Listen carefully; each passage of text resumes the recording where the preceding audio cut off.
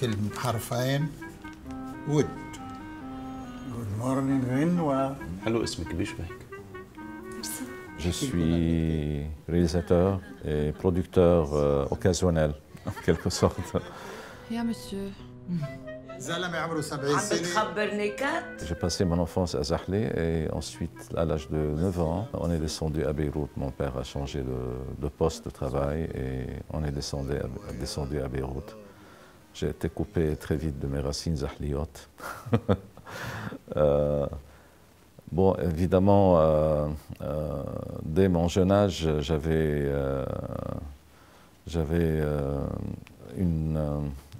un amour, enfin une passion même pour le cinéma, parce qu'il y a une cause peut-être qui m'a beaucoup marqué, c'est que mon père et mon oncle surtout avaient une salle de cinéma à Zahle. Et là, c'était un peu le cinéma paradiso pour moi, en quelque sorte. Je pense que ça m'a beaucoup marqué et j'avais décidé depuis mon jeune âge de faire du cinéma. Quand j'ai fait mon baccalauréat, mon prof de maths était un grand dramaturge, en fait, metteur en scène de théâtre qui s'appelle Antoine Moultaka. Et lui, il m'a dit, mais je pense que toi, tu peux réussir au théâtre. On a un cercle, on a un genre d'atelier, de workshop que je fais, alors tu viens voir. Je suis allé, je suis tombé amoureux du théâtre de nous, à cause de ce prof-là qui est devenu mon prof de théâtre après aussi. Et ce qui fait que j'ai fait, après mon bac, j'ai fait un diplôme supérieur de théâtre, d'art dramatique à l'Université libanaise. Et j'ai fait parallèlement aussi une licence de philosophie, parce que j'aimais la philosophie, et pour faire plaisir à mes parents, parce que bon, ils trouvaient que le théâtre, c'est un métier, bon, qui n'est pas rentable financièrement, alimentaire. Et après, j'ai eu une bourse, j'ai obtenu une bourse de l'université pour faire du théâtre, mais j'ai demandé que je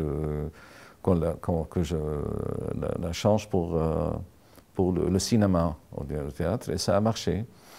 Et c'est comme ça que je suis venu à Paris, justement suivre des études de cinéma après les études de théâtre.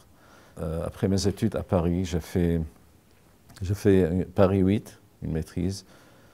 J'ai fait aussi l'école nationale Louis Lumière, mais j'ai fait les cours de l'après-midi et du soir, ce qu'on appelait à l'époque formation permanente. Voilà. Et j'ai fait aussi un diplôme à l'EHSS, l'École des hautes études en sciences sociales, voilà.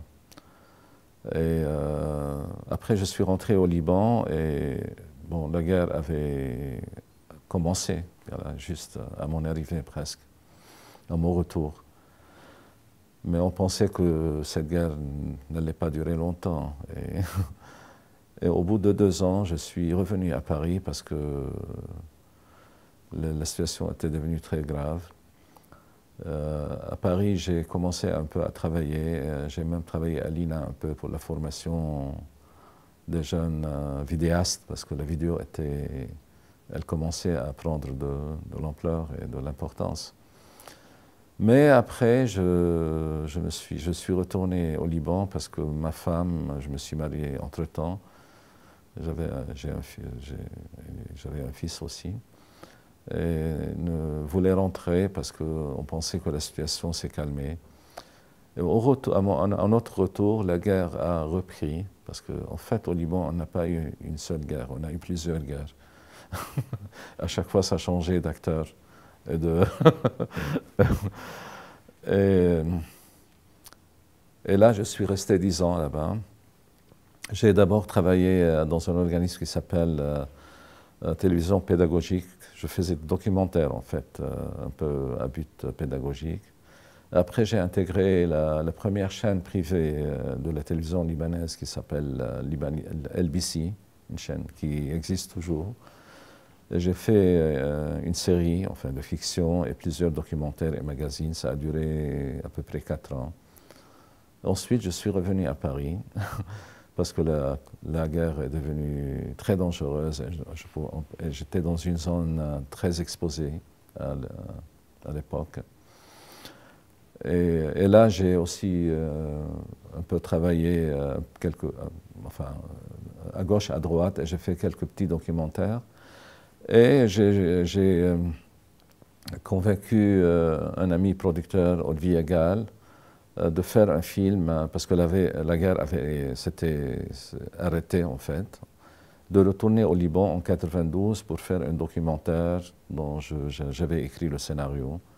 Et il a accepté, on était ensemble et j'ai tourné le film, un documentaire de 50 minutes qui s'appelle Beyrouth, le dialogue des ruines. Il faut adopter une stratégie qui s'apparente beaucoup plus peut-être à la couture qu'à la chirurgie.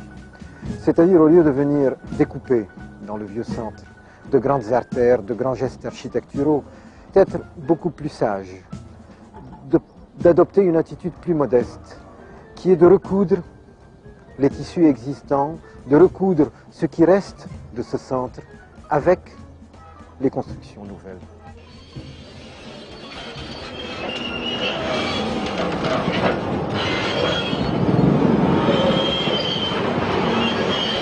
Les années 90, en fait, c'était une année assez riche de documentaires. Je ne vais pas tout nommer, mais je peux vous citer les plus importants pour moi.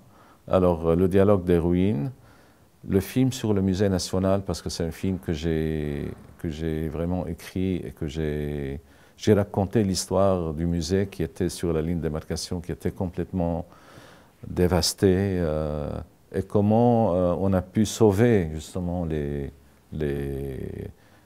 trésors, en fait, les œuvres, voilà, et comment après on l'a réhabilité, etc.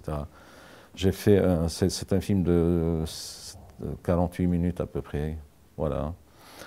Et en 1998, j'ai fait un documentaire sur les disparus de la guerre qui s'appelle Kidnapped, les kidnappés.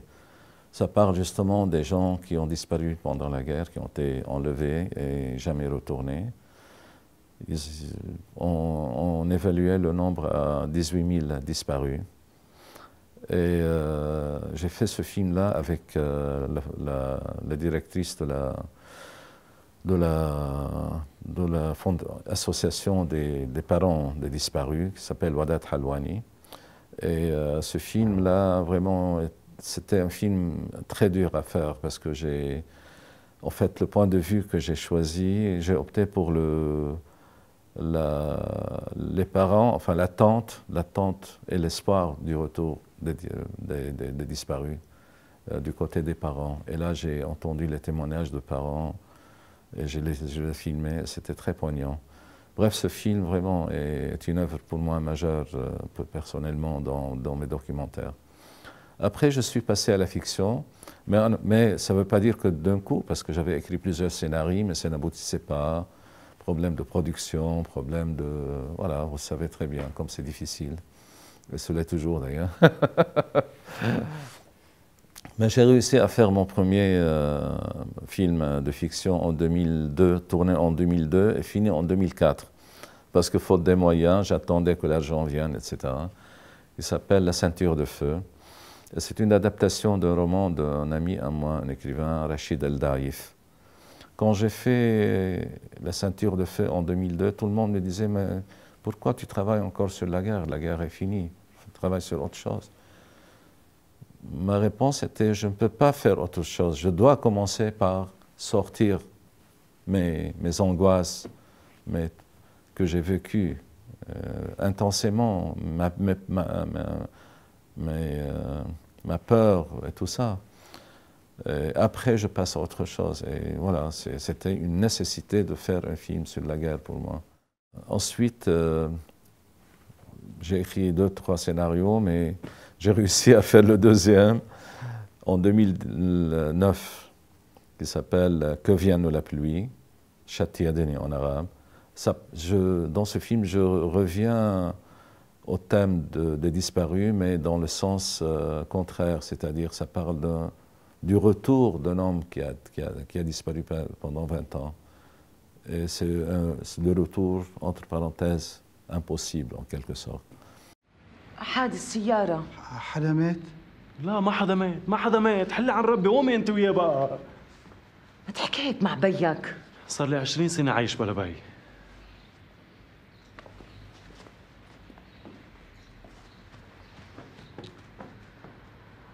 طلع منيح، بركي لمحته. اسمه خليل شرف. خليل شرف، أنا بعرف وين خليل.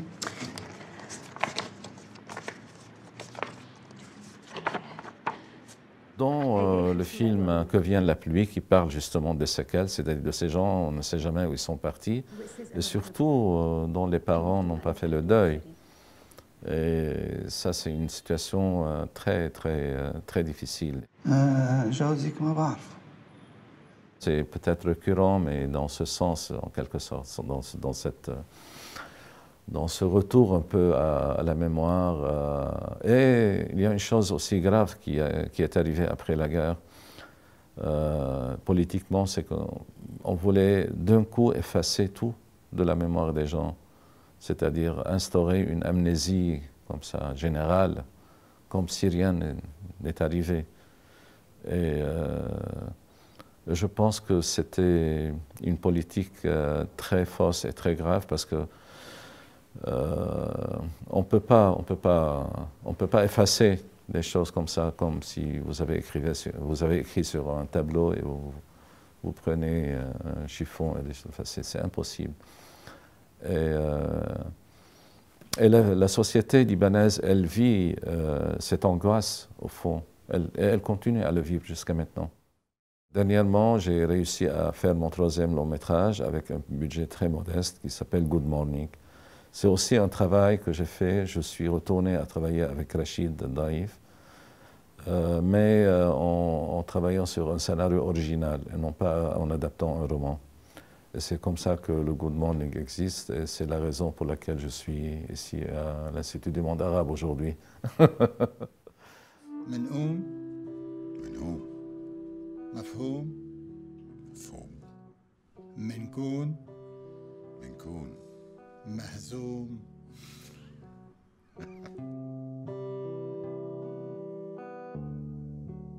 أقول لك كم درجة في من هون لتحت؟